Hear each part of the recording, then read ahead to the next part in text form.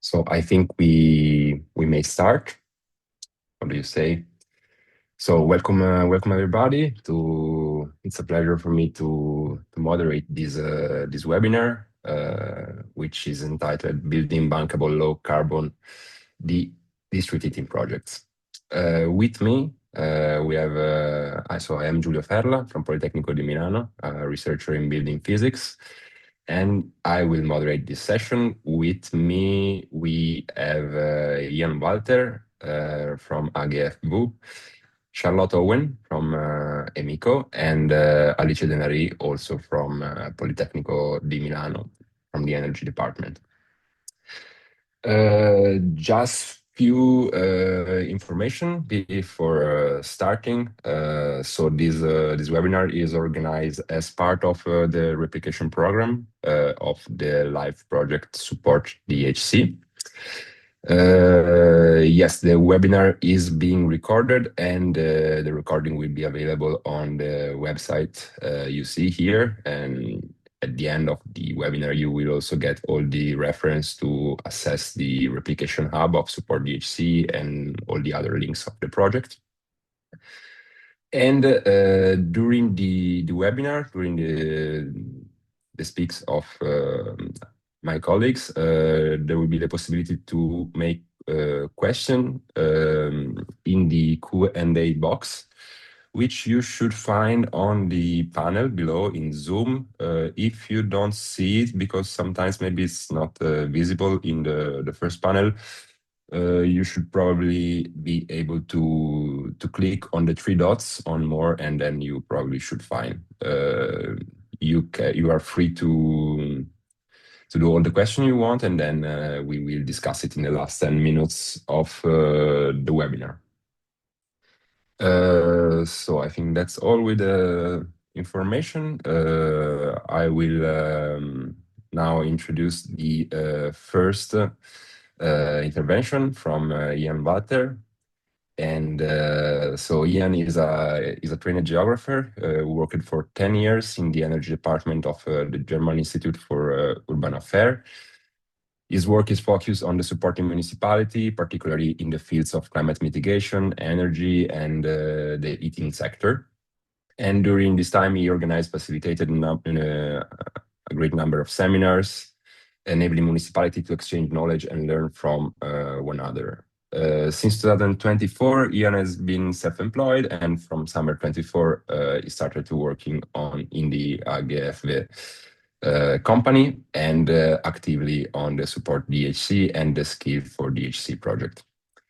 From October 24 to July 25, also contributed to the German knowledge for the Center of Municipal Heat Planning and helping disseminate expertise on municipal heat planning and to stakeholders with a focus on small municipality across Germany. So it's a pleasure for us to have you, and the floor is yours.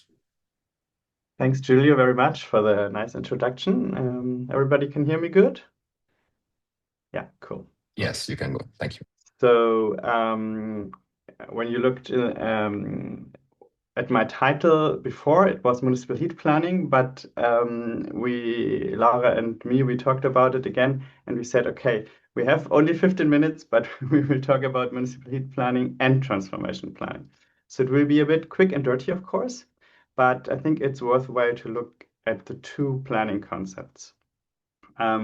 So we will look at it from the German perspective, how we do it in Germany, and perhaps you will find things which are useful for you or working in your country, or perhaps could be introduced in your country. So let's see. Ah, yes, it works. So AGFW, it's the big association representing the whole DHC supply chain in Germany, representing really 95% of the heat load connected to DHC in Germany. So it's really a big important player on that and has a lot of knowledge. I'm really happy and privileged to be able to work for AGFW. So we look at the two planning concepts. We compare them, and we have time, we look a bit at some examples. So first, municipal heat planning.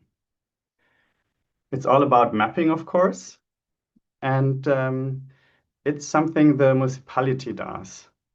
So, of course, there are many stakeholders involved, but the municipality is really the driver or the leading agency here. It's a really strategic master planning from high above, you could say. And you look at the whole heating and cooling sector in the whole of the municipality. So it's really something new in Germany. There's the heat planning law, which now makes it mandatory for all the municipalities to do it. Yeah, nearly all the municipalities. And so the main results are you've got spatial data, you've got potentials, you've got suitability of areas for decentral supply or for central supply. So that's the most important. Know how you will get out of it map wise. But then also, if you as municipality steer it really, and you have the stakeholders you involve, the most important stakeholders. One very important stakeholder would be the operator or the operators of DHC also. And then you will have, if it works out, it's not working by itself, but you will perhaps have a living process really, where the stakeholders find out what their roles could be in the heat transition. So if it works out good. If we look at the several steps we take, we have first the inventory analysis. So we look very deep, well, not so deep, not very deep, but we look really into the situation, the buildings, the age of the buildings, the heating situation, the infrastructure, where's DHC, where's gas infrastructure, and so on. And then in the second step, you look at the potential of renewable energies and of waste heat, and you see what is perhaps there. What could we take in this municipality? And then deriving out of these two steps, we develop a target scenario. So that's really very new in this concept for Germany. Before that, a municipality did not think about heat, or it did think about heat, for example, for their own buildings, for their own schools, seeing what can we do here and there, and perhaps have also municipalities had also some strategic take on heat. But here we have a really strategic look that we say we look exactly what's going on right now, what are the potentials, and then we say we look to the final picture of a decarbonized, resilient, and affordable energy system we try to find. And we say, okay, in 2050, or now it's 2045 in Germany, there's this target to be carbon neutral. And we really look in the different areas of the municipality, where can we reach that, how? And so we have this kind of final picture. And then in the next step, we look how we can have implementation strategies. So we backcast from the final picture and see, okay, if we want to be there, then what would be 5 years earlier, 10 years earlier, 15 years earlier, what would be now?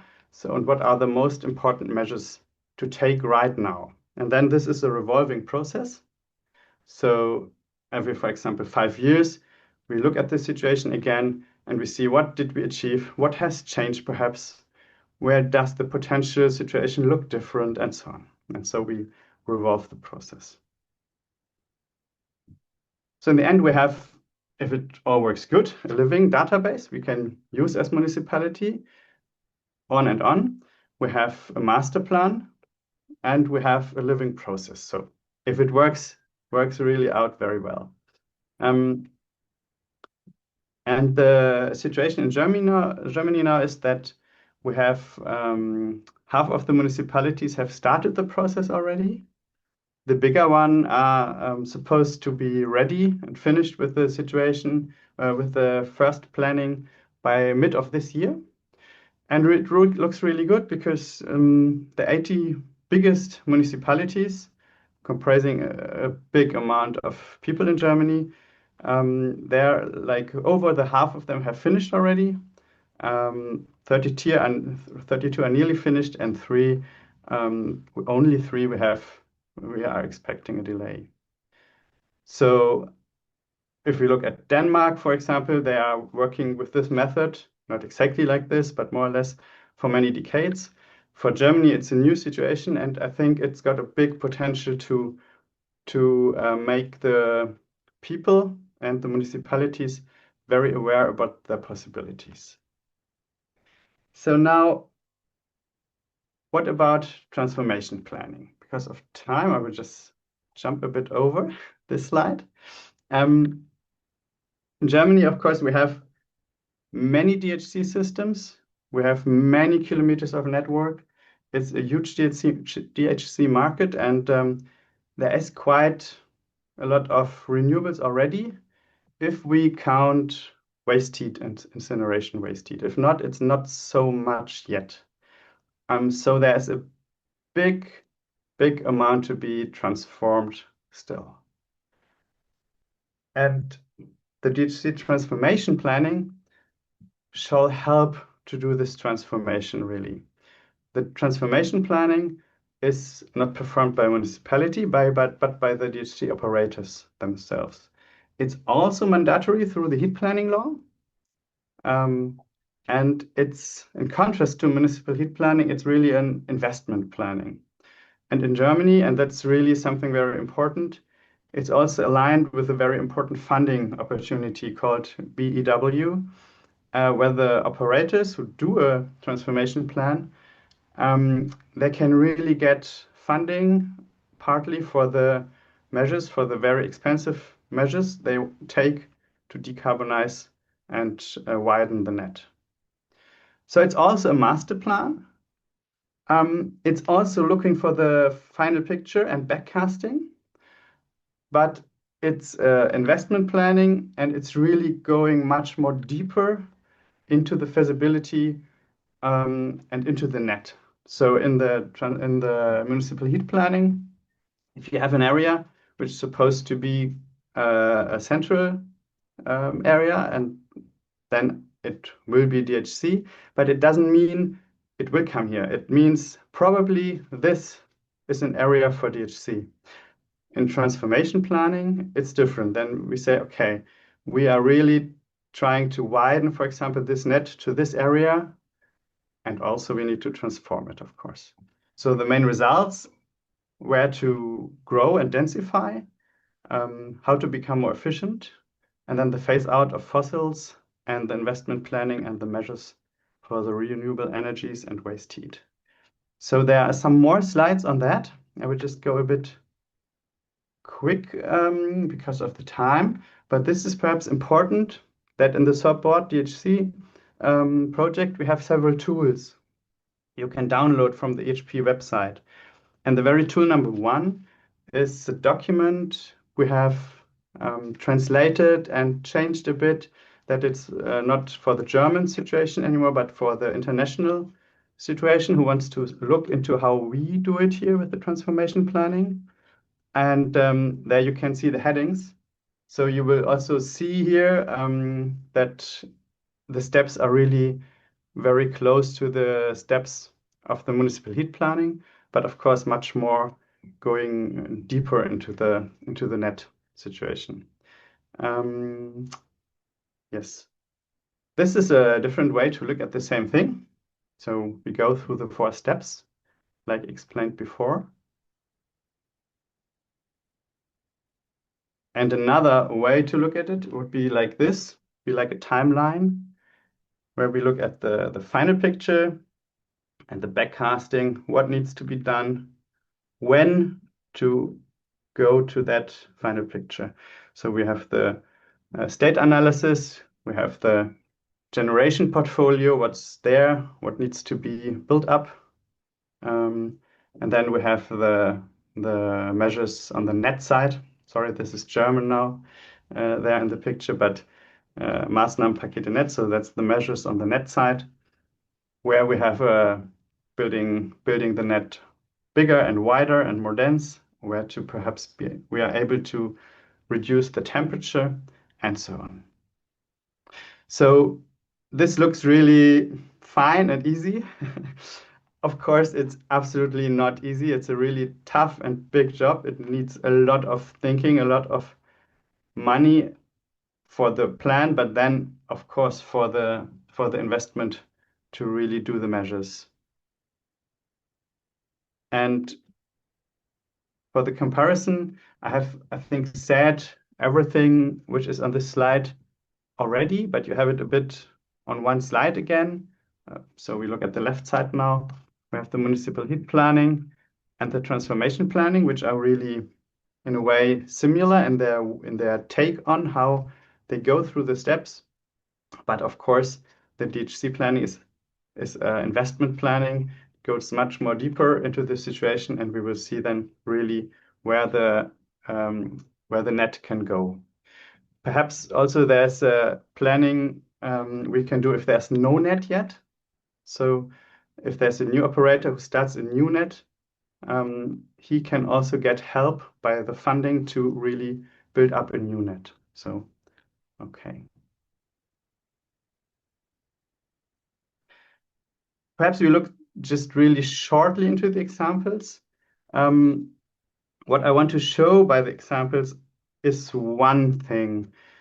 These examples derive from a study, and oops, no, it's coming. Yeah.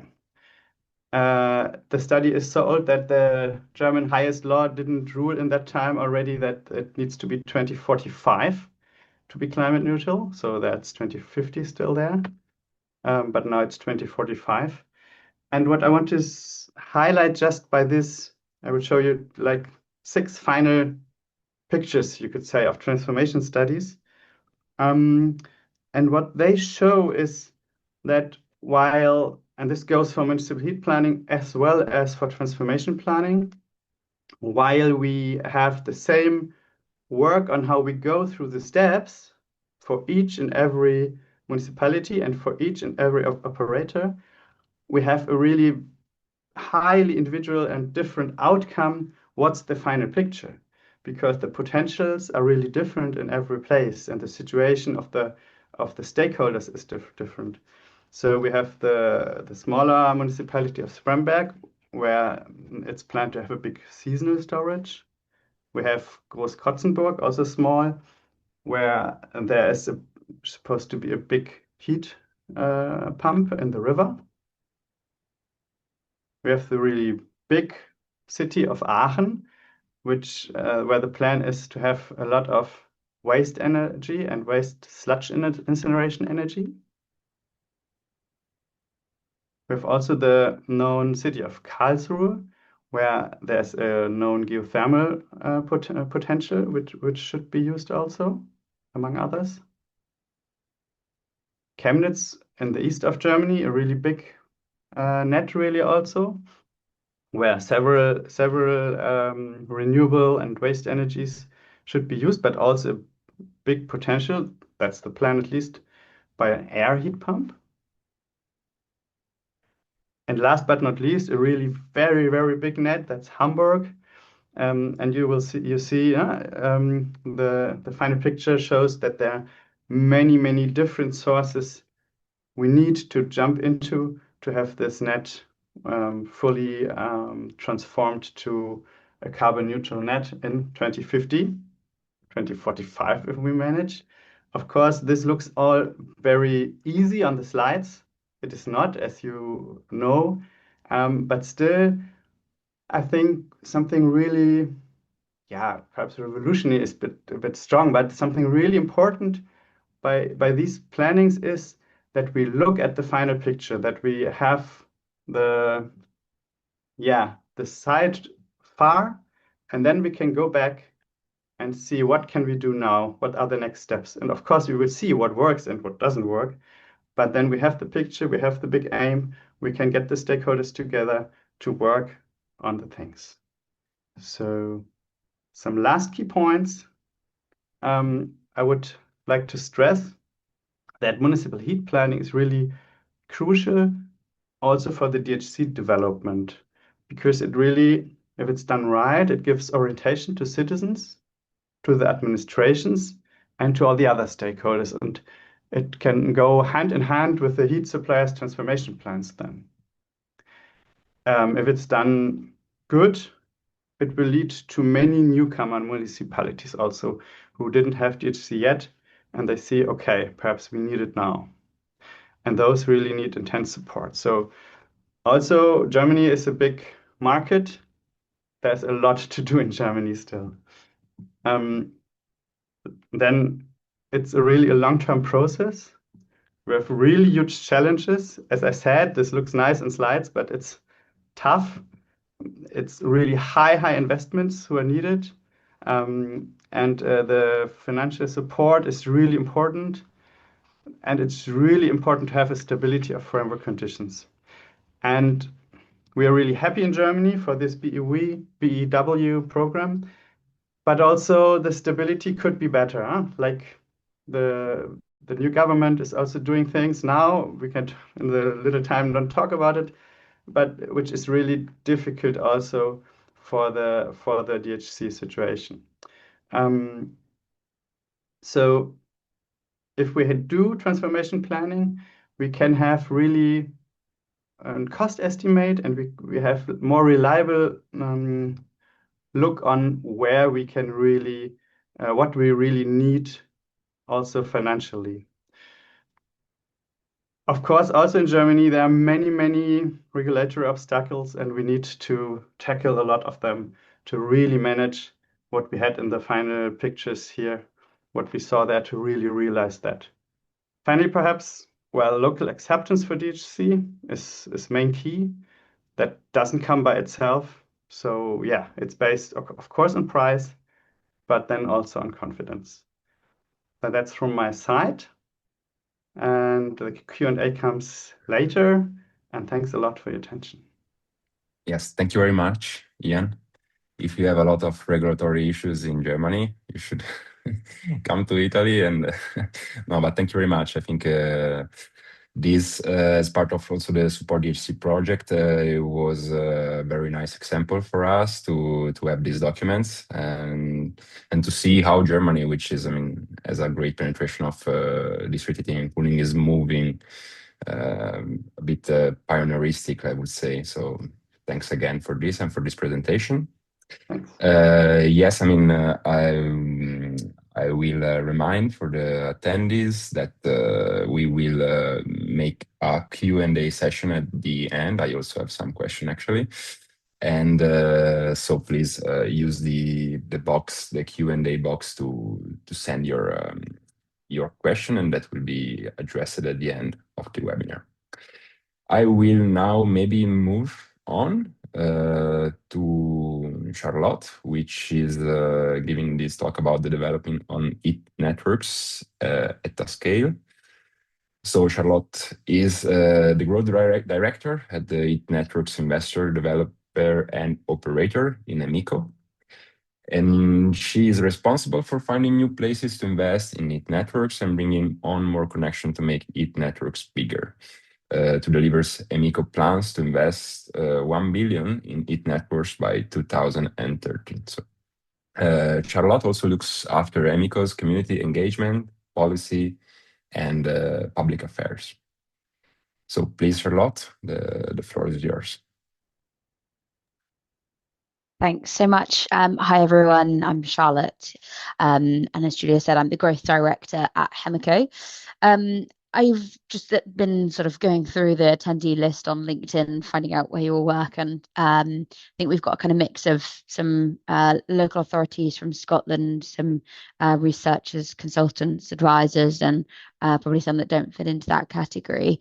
I will, in the kind of 10-15 minutes that I've got, I'm hoping that you're going to come away with a better understanding about the incentives that heat network investors and developers like us are working with, and come away with a better understanding of how to set up heat network projects that are attractive to investors and developers like Hemico. Now, obviously, Hemico are working in the UK. We currently have projects that are based only in England. We are looking actively at investment in Wales, Scotland, and Ireland as well. And I suppose for that reason, my kind of lens through which I'm looking at the heat networks market is obviously being driven by the experience in England. But I think a lot of the kind of learnings and takeaways are relevant right across Europe and indeed internationally in general. So Hemico are a heat network investor, developer, and operator. We're owned by CVC Diff. CVC Diff are a private equity firm based out of the Netherlands. And we were bought by CVC Diff. They became our majority shareholder about 2 years ago, just over now. And we moved from the sort of contractor space into, as in a contractor space being, we were working on behalf of other companies, other organizations that were developing district heat networks into developing and funding these district heat network projects ourselves. And that was really driven by the introduction of UK government policy, similar to what Jan was talking about in terms of that municipal heat planning. In the UK, well, in England anyway, we now have this policy called heat network zoning, which is loosely based on the Danish model of heat network zoning, which sees the identification through municipal heat planning of areas where heat networks should come forward because they are expected to be the most cost-effective way to decarbonize buildings in those areas. And alongside that municipal heat planning, there is also the implementation of policy that sits within these zones, such as an obligation for particular buildings to sign up to the heat network. Now, I understand that having looked at policy across Europe, comparing it to the UK, which obviously is now no longer subject to the various EU directives. In the EU, the policy around carbon is actually looser than it is in the UK under heat network zoning. The carbon targets that we have to meet within heat network zones in the UK are actually higher, tighter, i.e. we have to be lower carbon than in Europe. And that obviously drives the cost of heat that is being supplied by the heat networks, and it does make developing heat networks more difficult, albeit, of course, the goal is to reduce the carbon as part of these networks. So, and I say that because I'll come back to touch on why that matters for local authorities or investors that are considering developing heat networks. So Hemico are developing several of these heat network zones, these areas that the municipal heat planning has designated as heat network areas, working in partnership with local authorities or municipalities in England. Most notably, we're developing the South Westminster Area Network, which is a zonal scale heat network that will, at its full potential, supply over 1,000 buildings in the Westminster area. That will be buildings ranging from, hopefully, the Houses of Parliament through to Somerset House, through to some of the theatres that maybe you visited when you've been to see London. And that network at full expansion will supply 410 gigawatt hours of heat. So big scale network. But when heat network developers are looking at which heat network project should they invest in, what is a heat network project that we believe is a good project, we will look first at that initial first phase. The big scale matters. We like to see that kind of growth potential around the heat network. We as investors are looking to develop heat networks at scale. We want to deploy as much capital as possible into these heat networks. So we want to see networks that have that long-term growth potential so that we can see how we will develop capital over time. But really crucially, we look at that very first phase of the heat network project. So the way that most heat network investors in the UK are working anyway is that we will look at what that first phase project is, and we will look to achieve a lower rate of return on our investment for that first phase project. That is to get that project off the ground and get us building more quickly on the premise that over time we expect that we'll be able to deliver that kind of target return rate that our investors are looking for. And that is our goal, therefore, is to deploy capital quickly and be able to demonstrate that scale of growth. And being able to deploy capital quickly means that when municipalities or private developers or whoever it might be are coming to market and saying, I have a heat network project that you should develop, we will be looking usually at three key things to determine exactly whether we think this is a project that will be able to be developed quickly and we'll be able to put capital in quickly. We look at these three key things. One is the connections or customers. So that's actually the buildings that will use the heat network. So municipal heat planning, like Jan was talking about, will determine which buildings are likely to join heat networks because it is the most cost-effective way for them to join a heat net, for them to decarbonize their building. But what it doesn't always tell you is how likely that building is to make a decision to join a heat network quickly.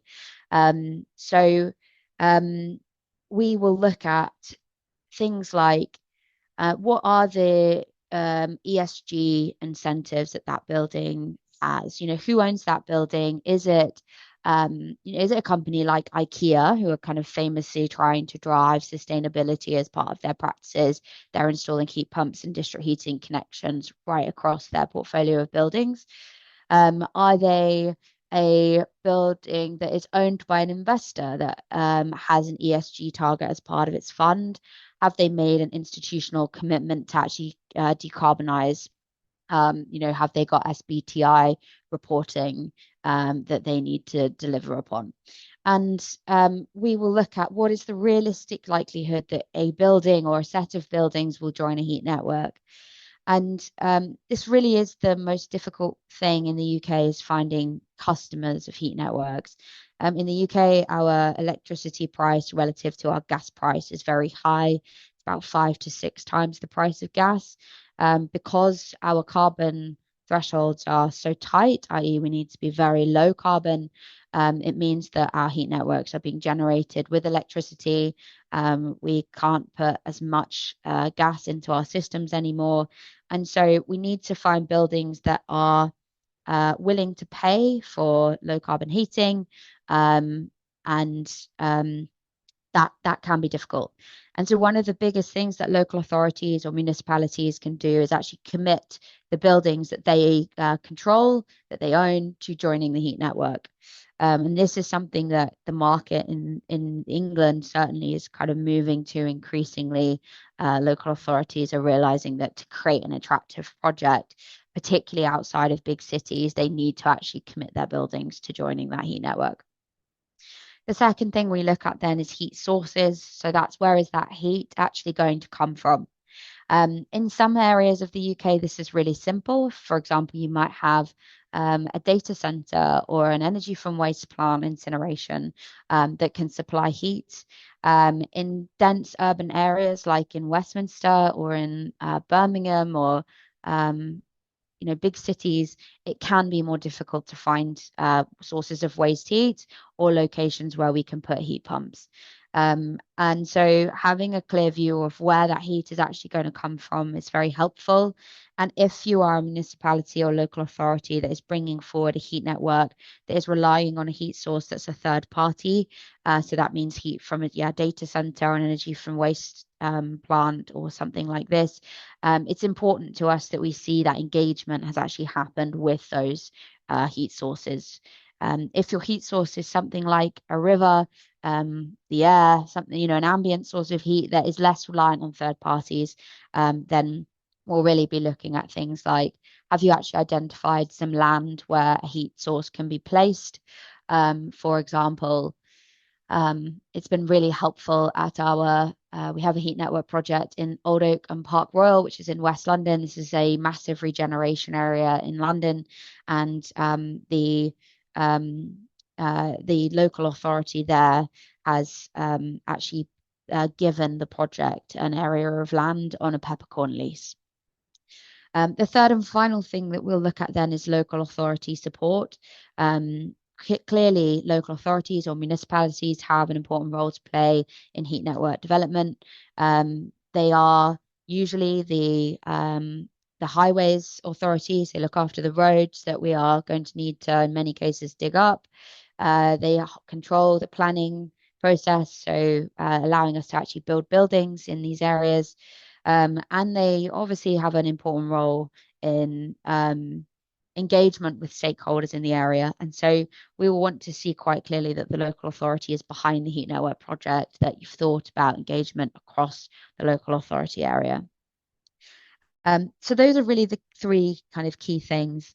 As projects move through the development phase, we of course need to do more and more work to actually de-risk things like crossings of railways, canals, rivers, anything that might throw a kind of crucial complexity into the project that might halt it in its tracks.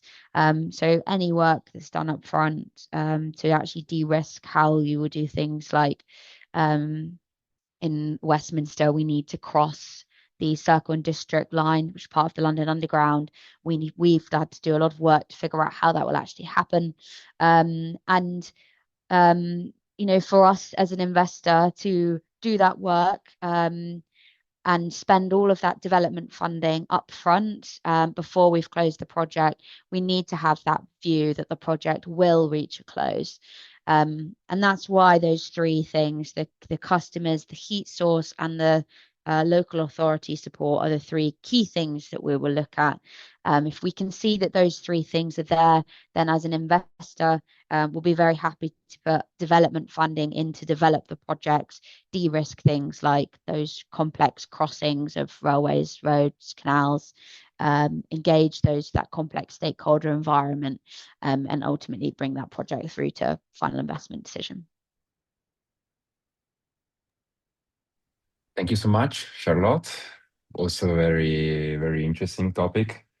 Yeah, we see it's very complex. It's not just about cost effectiveness. So I guess we will have some question about this. I have some, but I think we should move on maybe with Alice Denarier, which is a professor at Politecnico di Milano.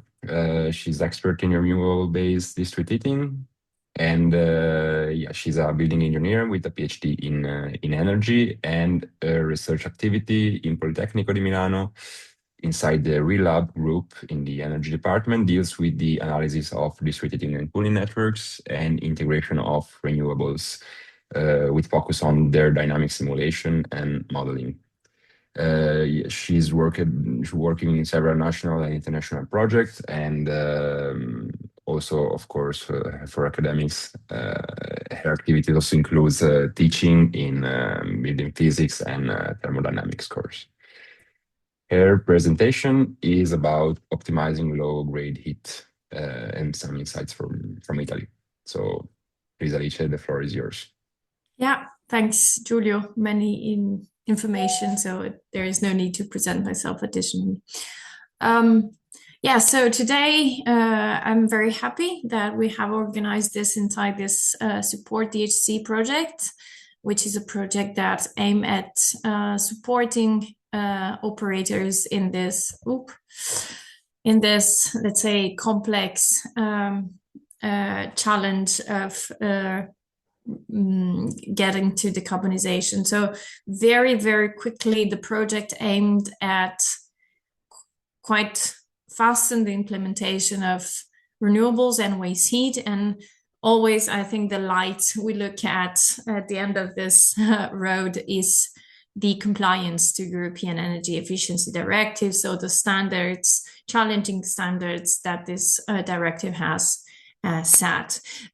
In this project, what we aim to do is not to have a common trajectory for everybody. So the goal is clear, but the starting point and the paths are very different among the operators. So we try to provide tailored solutions by identifying specific challenge of each of them and hopefully finding good solutions tailored to their needs and the context especially. So there are in any cases some common challenges. I will report what happens for Italy because I'm, let's say as Polytechnical, we are the responsible institutions for the activities in Italy. So we have some activities in supporting 3 main operators and many followers, let's say, cases.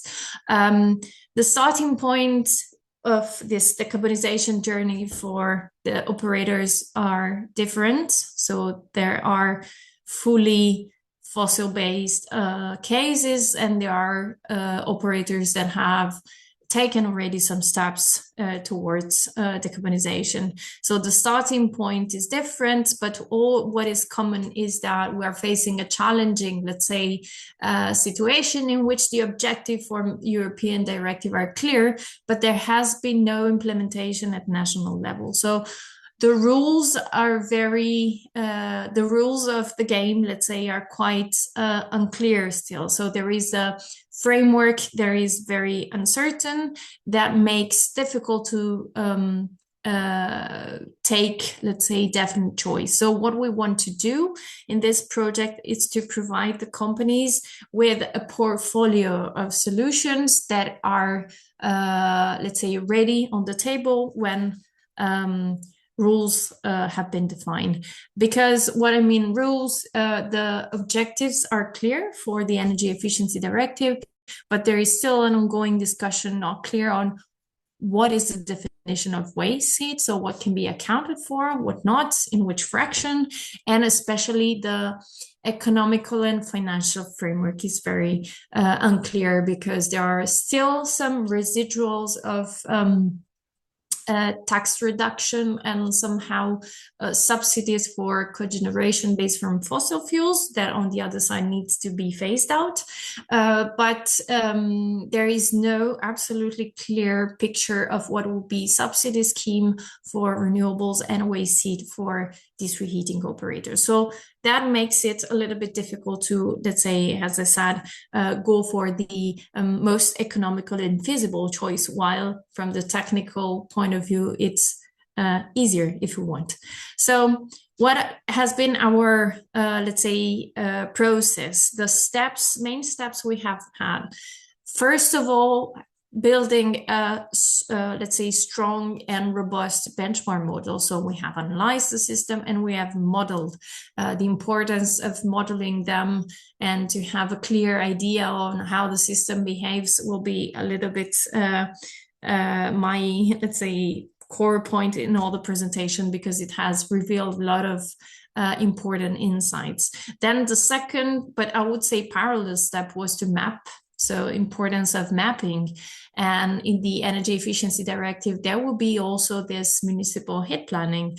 And we really looking forward for the municipalities to step in on that. So since we look at Germany with we're very happy on that, but in Italy still not implemented in national regulation. So municipalities are looking at it, but still not structure to do that. So we needed to do this mapping exercise that I think it's fundamental to identify potential of heat demand expansion or reduction also for the network, because in the future also the building stock will be refurbished, so there will be some kind of parallel phenomenon, and identifying potential waste heat sources or renewable sources in the territory. And then thanks to this 2 tools, we have simulated a lot of different solutions, assess them from a technical and economic point of view to find different alternatives to create this kind of portfolio of solutions to support decisions for the operators. So I will show just a very quick example of one of the cases we have analyzed is a mid-size network with 75 gigawatt hour delivered, 27 kilometer length. So really, we can say mid-size for what is the Italian context, that has a mix of renewable and cogeneration that up to now, so the current legislation which is in force in Italy defines them efficient up to 2035, or at least 31st of December of 34. Then from 35 on, they will need a new solutions. The mapping exercise was to identify already connected demand and potential in the municipality, but also most importantly, the analysis of new sources had been crucial. So in the energy mix I've shown before, I went a little bit quickly, but there is already a step in decarbonization here because they have biomass and a small heat pump in the system.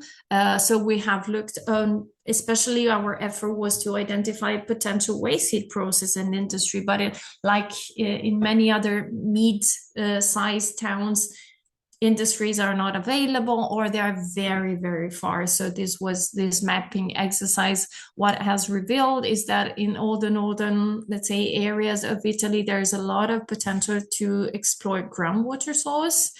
And also one almost always available and quite close source of, is still unclear if it will be counted as waste heat or renewable heat, but in any case, wastewater treatment plant. So the definition of the two strategic source was heat pumps served by either geothermal water or wastewater treatment plants. So we're really focused on these two solutions. After that, the following step was the construction, as I said, of the model and the simulation of different technological solutions. This has been especially very important in this case that already have some renewables, because especially if they consist of a base load that is integrated, and we try to increase the renewable share of the waste heat source share with another base load solution, the risk of conflicts between these two sources is quite high. So we want to increase the share of renewable without competing with another existing source. So we want to add on top of it. So as you may imagine, integration of different base load, fluctuating and avoiding competition has clearly, let's say, emphasized the role of storages that is very much needed. And also we have discovered some insight on how wastewater treatment plant work. They have a seasonality in towns and contexts like the one we have analyzed, that are also some important agricultural activity that influence also the amount of water in the wastewater treatment plant. So we have discovered many things, and also how to integrate better these two, let's say, dynamic profiles.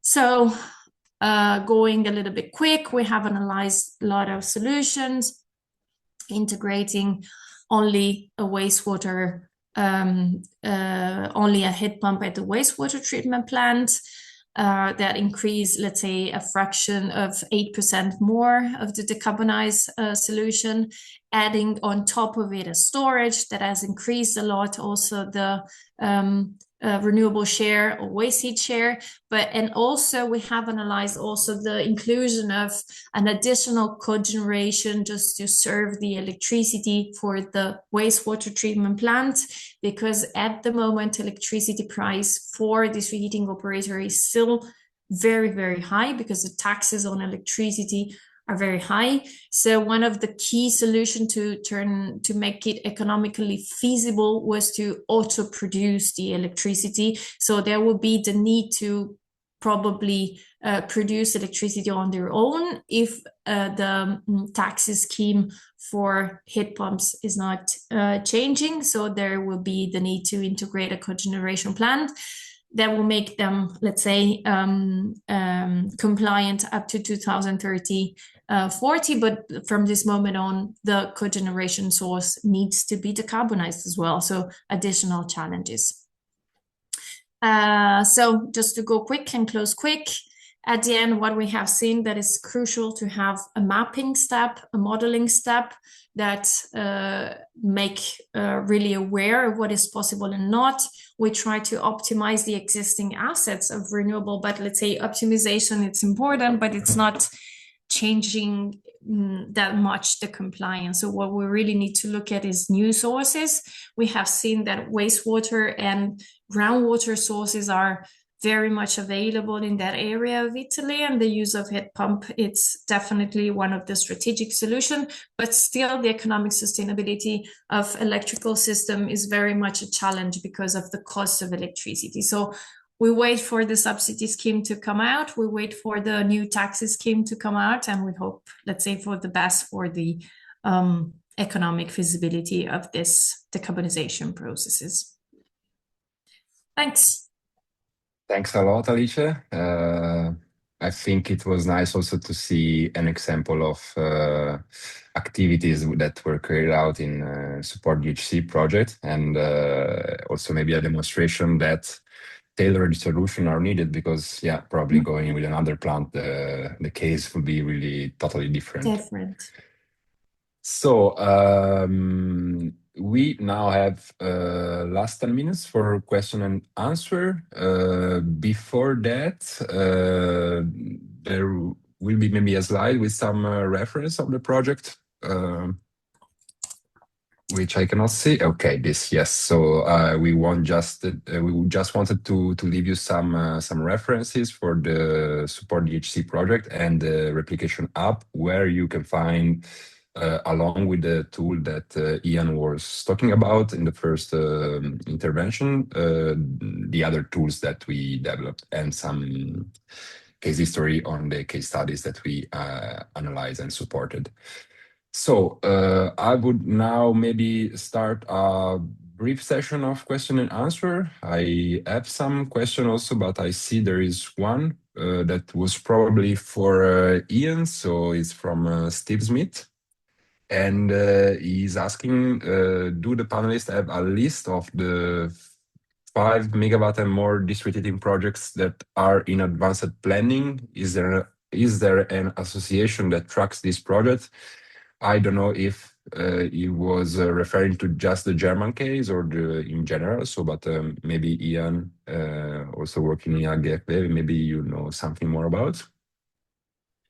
Yeah, I'm not the person who can really give the in-depth knowledge about these projects, but I can say that the big operators in Germany are really going into, for example, big heat pump projects, and some have already started to work. I think in Mannheim, for example, there should be a big heat pump now already working in the river, there in the Rhine.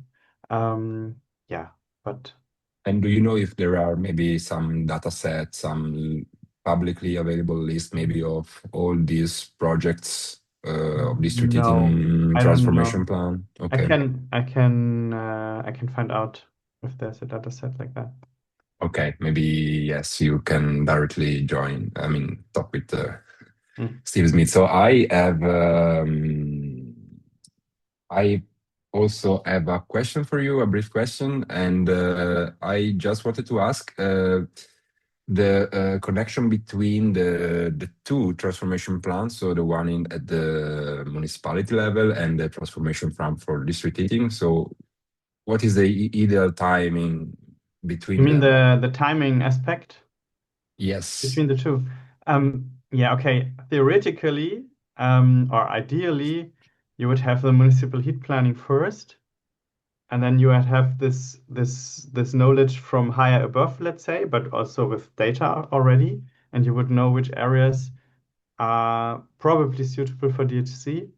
And then you would see, okay, in these areas we have to transform and enlarge the DHC. In these areas, perhaps we have to build up new DHC. And then the transformation plan and the feasibility studies will come afterwards. But that's not the case, and that's not the best situation on the ground often. So often it is the way that it goes parallel, really.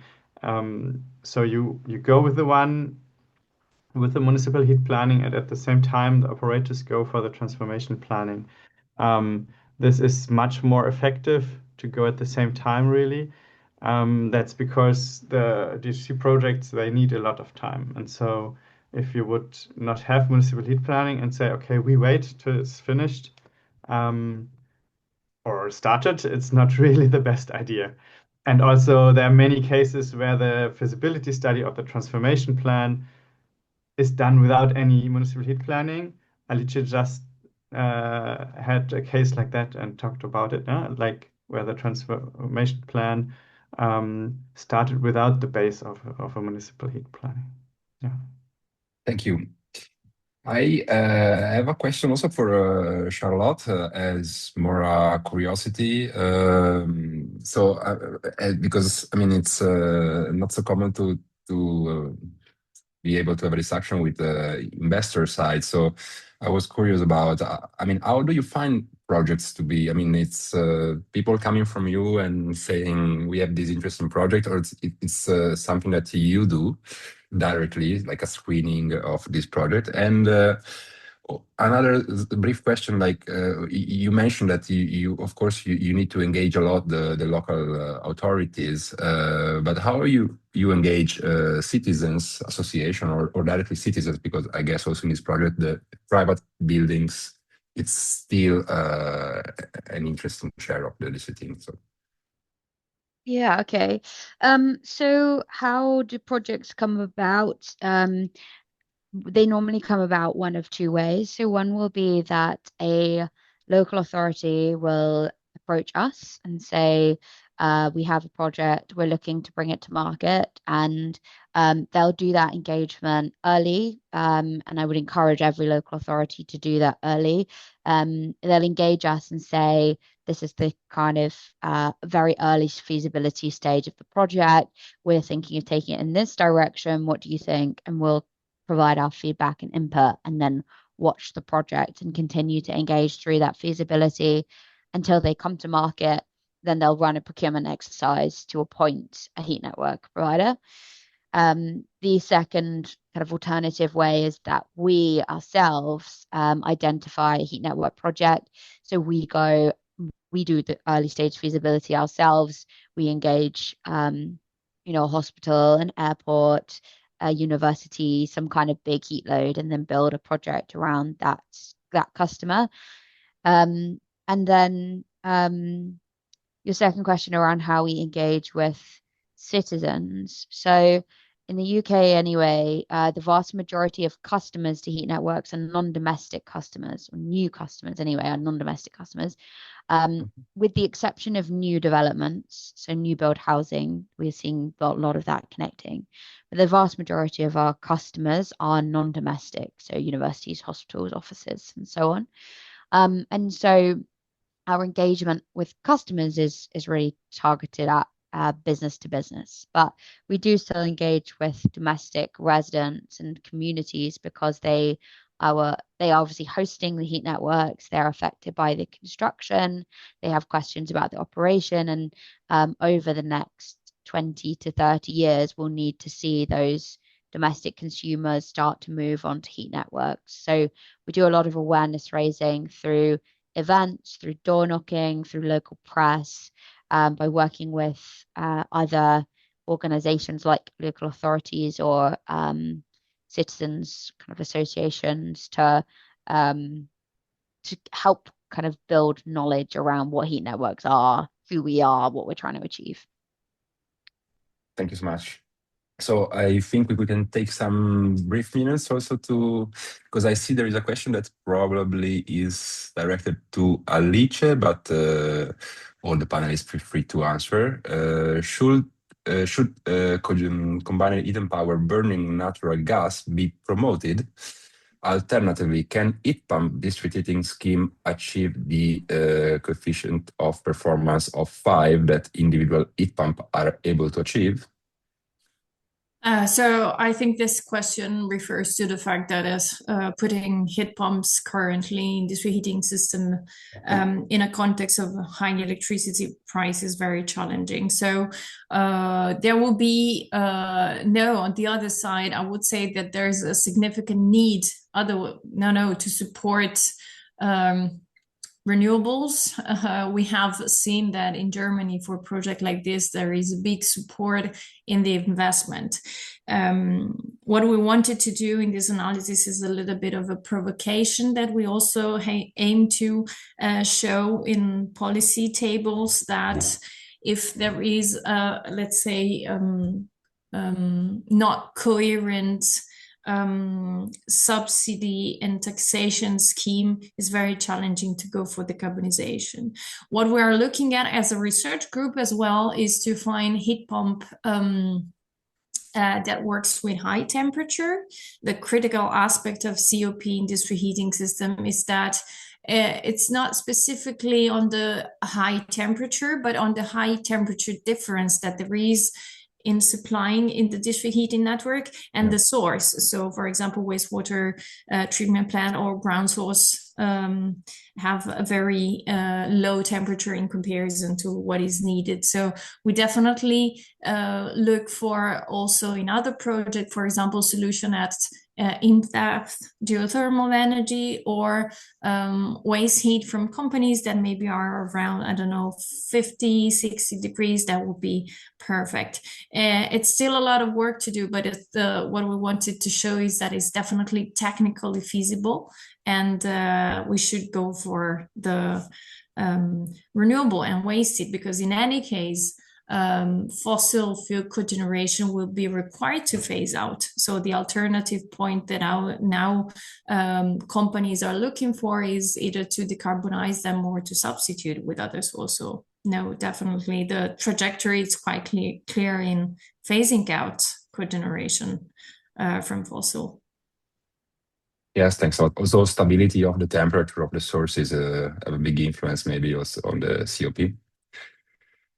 So I think the time is over for us. I will just thank you a lot, all the panelists, so Ian, Charlotte, and Alice, and also, of course, Euroheat and Power for organizing this webinar. And yes, feel free to visit the website of Support DHC to get more information and to reach us if you have more questions. Thanks a lot. Have a good day. Bye. Thanks, everyone. Bye. Bye-bye.